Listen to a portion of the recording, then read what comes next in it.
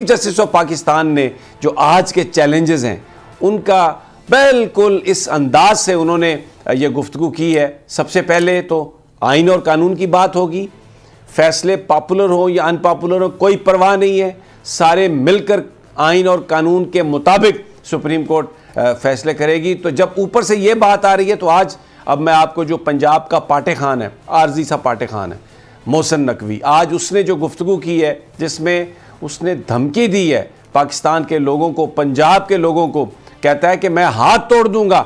मुझे नहीं समझ आई कि इसका कानूनी किस तरह कोई किसी का हाथ तोड़ सकता है, कैसे को कह सकता है ये। आइए पहले सुन लें।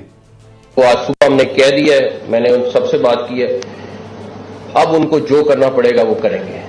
रेट ऑफ द गवर्नमेंट कायम होगी। अगर कोई चैलेंज करेगा, कोई अगर पुलिस वालों की तरफ हाथ बढ़ाएगा, वो हाथ तोड़ेंगे।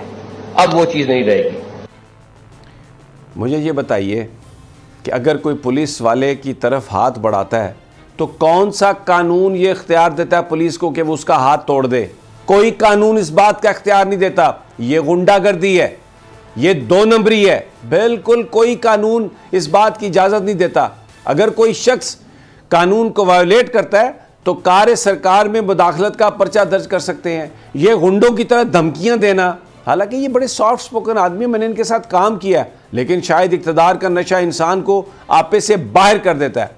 यहीं पे नहीं रुके, इन्होंने आज जो he is playing with fire, क्योंकि ये चाहते हैं कि झगड़ा हो, ये चाहते हैं कि कोई ऐसा जवाब मिले कि इलेक्शन मुलतवी हो और हम पीटीआई के साथ करें।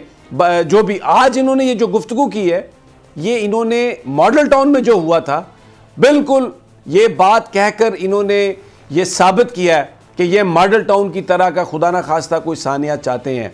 और फिर इसमें जो इन्होंने अगली बात कही है, क्या कह रहे हैं